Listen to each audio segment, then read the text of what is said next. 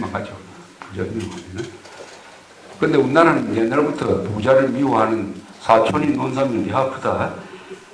부자라도 친척 중에 부자가 생기는 것까지 싫어할 정도니까 얼마나 미워지겠습니까.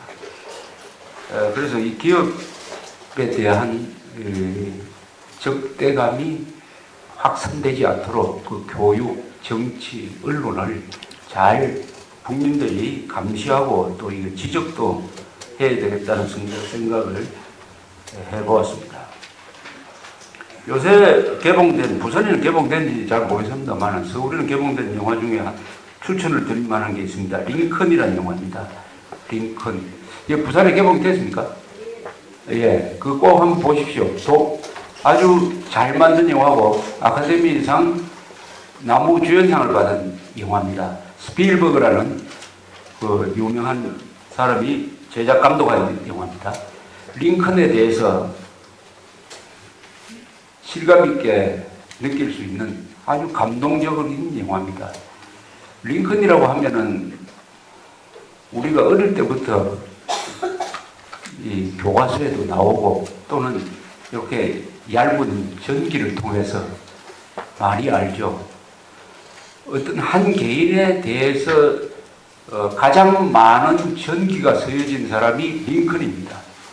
링컨에 대한 전기가 아마 종류만 해도 10만 종이 넘을 거예요. 어마어마한 전기가 링컨에 대해서 나오고 오늘도 나오고 내일도 계속 나옵니다. 영화도 나오고 하는데 그런데 링컨에 대한 오해가 많습니다.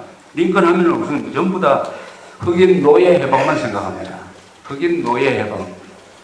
보다 더 중요한 것은 링컨은 미국의 분열을 막은 통일 대통령입니다. 남북전쟁 할 동안에 4년 동안 남과 북쪽, 그러니까 북군과 남군으로 싸울 동안에 미국이란 이 연방은 존재하지 않았습니다. 노예를 해방할 거냐 말 거냐로 남북이 갈라져 버렸어요. 그래서 내전을 했습니다.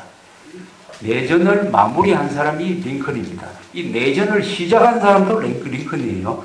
사실은 이 남북전쟁을 누가 시작했느냐 하면은 링컨이 시작을 했습니다. 링컨이 일부러 전쟁을 유발한 게 맞습니다. 그러니까 남군이 포위된 북군의 요새를 구원하기 위해서 배를 보냅니다. 그러면 반드시 반격을 할 것이다. 그 배를 포격할 것이다. 이걸 빌미로 해가지고 남군에 대해서 그 선전포고는 아니죠. 국가와 국가 간의 관계는 아니니까. 하여튼 전쟁을 시작하기로 결심했던 사람이 링컨이고 이 전쟁을 마무리할 때의 이야기입니다. 이 링컨 이번 영화 나온 것은 이 사람이 전쟁에 이기고 나서 한 달 뒤에 암살되죠. 암살됩니다. 그러니까 죽기 한 4개월 전의 이야기예요. 핵심은 뭐냐? 이 1863년에 링컨이 선언을 합니다. 노예 해방 선언을 해요. 흑인 노예 해방 선언을 합니다.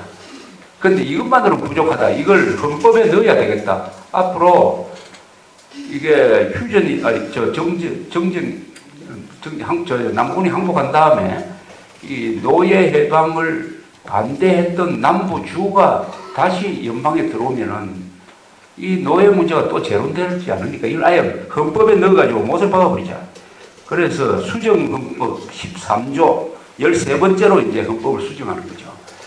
거기에 노예 제도를 폐지한다는 명문을 집어넣자. 그럼 헌법 개정을 해야 됩니다. 헌법 개정은 3분의 2의 지지를 받아야 되죠. 상하원. 근데 상원은 통과했어요. 하원에서 어떻게 3분의 2의 지지를 받을 거냐 하는 데 대한 여러 가지 공작에 관한 이야기입니다. 근데 표를 얻기 위해서 공화당이 그때 집권당이었는데 공화당 표야 뭐 얻을 수 있지만 민주당 표를 얻어야 되는데 어떻게 얻을 거냐. 아무리 표 계산을 해도 3분의 2 표가 나올 수 없는 거예요. 그러니까 링컨이 여러 가지 설득도 하고 공작도 하고 그 하나의 차원에서 민주당 국회의원들한테 그 중에서 국회의원에 낙선해가지고 곧 물러날, 아직 임기는 좀 남아있지만은, 그거 끝나면은, 이 실업자가 되는 그 민주당 국회의원들의 표를 얻기 위해서 공작을 하는 자리를 제공합니다.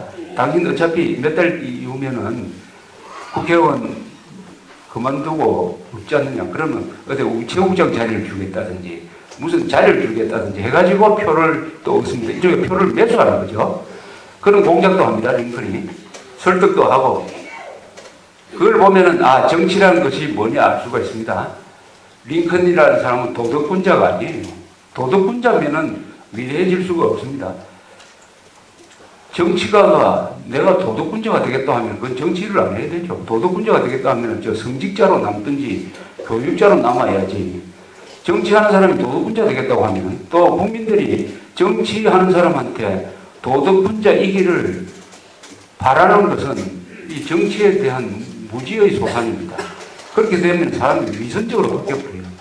정치는 절대로 도덕군자가 될 수 없습니다. 링컨도 정치인이 안 되고 변호사로 끝났으면 아주 도덕군자였을 겁니다. 그러나 이 사람은 정치인이 되고 대통령이 되었기 때문에 전쟁을 해가지고 수십만 명을 죽게 만들고 정치인이기 때문에 헌법 개정을 위해서 매직도 해야 되는 그런 것. 그걸 보면은 아, 정치라는 게 뭐냐 하는 것을 우리가 알 수 있습니다. 한국인들이 정치에 대해서 가지고 있는 생각은 다분히 공자 명자식입니다. 아, 정치는 민심이 가장 중요하고 정치를 하는 사람일수록 가장 깨끗해야 되고 이런 이야기를 하는데 그것은 교과서에도 없는 이야기입니다. 그래서 정치인에 대해서 너무나 엄격한 요구를 하니까 요새 보는 것처럼 계속 낙마하는데 저는 그 낙마한 사람 중에 저보다 도덕성이 더 나쁜 사람이 있을까? 저나 그 사람들이나 무슨 차이가 있을까? 이렇게 생각을 합니다. 이 도덕성을 너무 엄격하게 기준을 하면은 조선조의 정치가 되는 거죠. 조선조가 그래서 잘 됐습니까? 그래서 도덕성과 정치가 어느 정도까지